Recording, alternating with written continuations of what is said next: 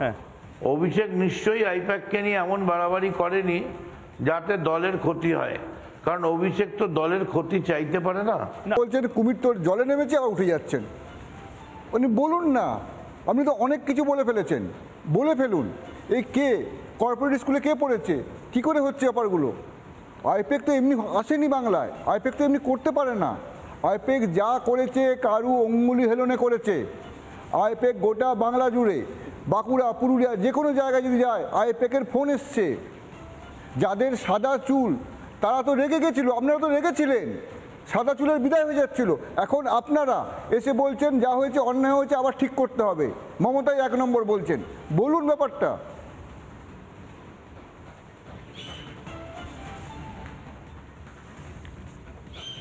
আমাদের দলের ব্যাপারটা আমরা বুঝে নেব, আপনারা নিশ্চিত থাকুন। পশ্চিমবঙ্গ তৃণমূলের হাতে সুরক্ষিত এবং মমতা বন্দ্যোপাধ্যায় একাই যথেষ্ট।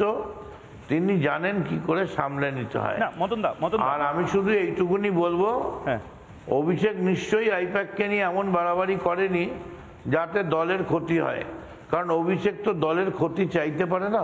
না মদনদা, আপনারা তৃণমূল, আপনাদের দলে কি করবেন, আপনারা লেজায় কাটবেন না মুড়ে কাটবেন, আপনাদের ব্যাপার। আমি স্বর্ণালী এবং শুভ্রাংশু খুব স্পেসিফিক একটা জিনিস জানতে চাইছি মদনদা, এবং আপনি একেবারে স্পোর্টসম্যান মানুষ, আপনি এই স্পোর্টসম্যান স্পিরিটে এটা বলুন। মানে আগে আমরা যখন ছাত্র আন্দোলন দেখেছি, কাছ থেকে মদন মিত্রকে দেখেছি, ছাত্র আন্দোলন যুব নেতা মদন মিত্রকে দেখেছি, মানে একটা স্পার্ক থাকতে হতো, একটা জনভিত্তি থাকতে হতো যুব নেতা হতে গেলে। তৃণমূল ছাত্র পরিষদেও তাই। এখন আমার বাবার যদি 10 কোটি টাকা থাকে, বা আমি দুর্নীতি করে যদি 5 কোটি টাকা পাই, বা হয়তো 1 লাখ টাকা তুলে দিলাম কলেজের এই ভর্তি করানো থেকে, তাহলে আমি নেতা হয়ে যাব। মানে এই ক্যাশ ফর পোস্ট, এই কালচারটা তৃণমূল কংগ্রেসে তার মানে চলে এসছে। মানে অং বং চং ডং মং টং, যে কেউ টাকা থাকলে সে এখন বড় নেতা হয়ে যাবে। মদন মিত্রদের আর কোনো ক্যারিশমা নেই। ওই মদন মিত্র সিঙ্গুরে হুমকি দিচ্ছে, ওই মদন মিত্র বলে দিচ্ছে আমি মদন মিত্র বলছি, এটার আর কোনো ভ্যালু থাকলো না। তার মানে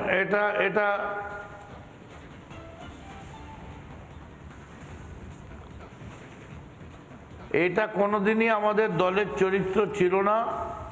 মমতা বন্দ্যোপাধ্যায়ের একেবারে তার স্ট্রিক্ট নির্দেশ ছিল আমরা টাকার কাছে বিক্রি হব না। কিন্তু এই আইপ্যাক আসার পরে তলায় তলায় সার্ভে করার নামে এই জিনিস শুরু হয়েছে, টাকা খাওয়া, এবং এটা একটা ভয়ঙ্কর থ্রেট, হু হু করে আগুনের মতো বাড়ছে।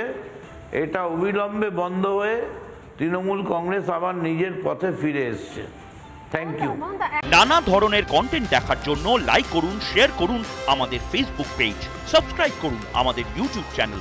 পাশাপাশি অন্যান্য ব্রেকিং নিউজের জন্য অবশ্যই চোখ রাখুন রিপাবলিক বাংলায়।